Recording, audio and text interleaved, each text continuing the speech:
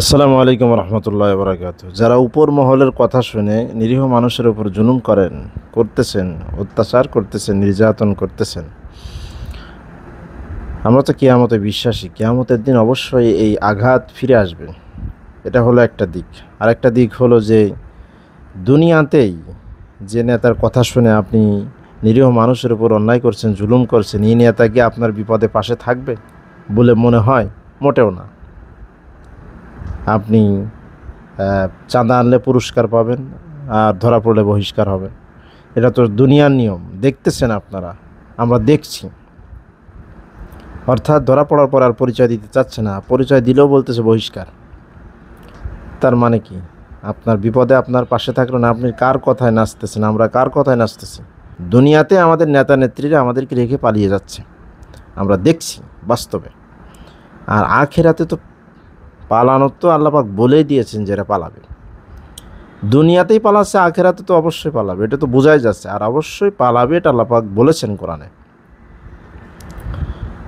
সবাই ভেগে যাবে।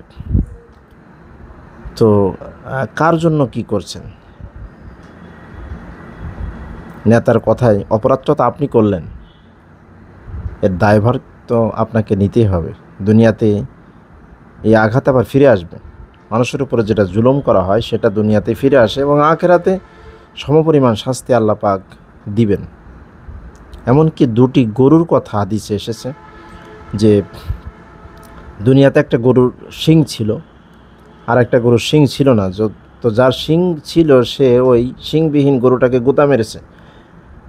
কিয়ামতের দিন এটারও বিচার হবে। যার শিং থাকবে না, দুনিয়াতে ছিল না, তার শিং দেওয়া হবে।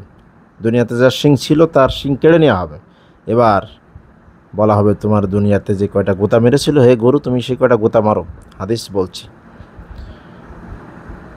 দুনিয়াতে যে কয়টা গোতা মেরেছিল সেই কয়টা গোতা সে খাবে। খাওয়ার পরে কুনতু তুরাবা, আল্লাহ পাক বলবেন সব মাটি হয়ে যাও, মাটি হয়ে যাও, বিচার হয়ে গেল। কিন্তু মানুষের তো আর মাটি হবে না। মানুষ সেদিন আফসোস করে বলবে, ইয়া লাইতানি কুনতু তুরাবা, হায় আফসোস, আমি যদি মাটি হয়ে যেতাম, গরুর মতো, ছাগলের মতো। কিন্তু মানুষ তো মাটি হবে না। মানুষকে জাহান্নামে নিক্ষেপ করা হবে, সেখানে অনন্তকাল বারবার শাস্তি দেওয়া হবে। আবার ভালো ফলাফল হলে জান্নাতে যাবে। তো মানুষ আফসোস করে বলবে, আমি গরু ছাগলের মতো মাটি হয়ে যেতে চাই, কিন্তু মাটি সে চাইলেও পারবে না, হতে পারবে না।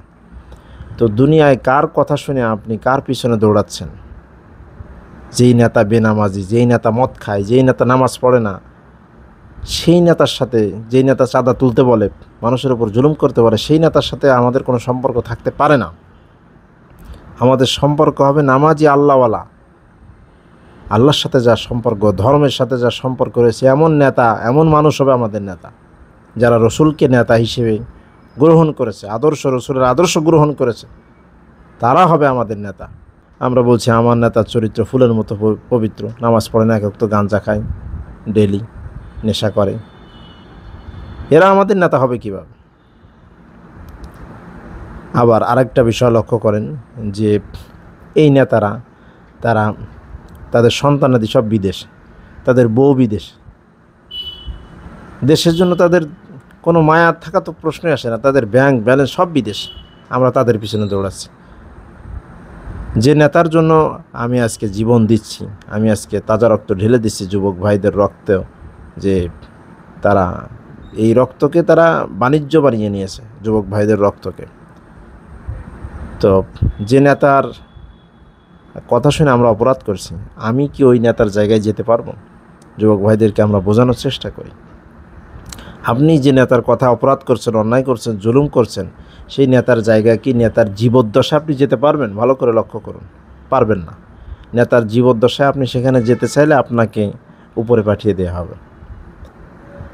এখন নেতার মৃত্যুর পরে আপনার সম্ভাবনা রয়েছে, কিন্তু বাস্তবে তা নয়। নেতার ছেলে অথবা মেয়ে, তারা বিদেশে লেখাপড়া করছে, তারা এসে জয়েন করবে, অর্থাৎ নেতার জায়গা দখল করবে নেতার ছেলে মেয়ে, নেতার স্ত্রী, আপনি আমি না।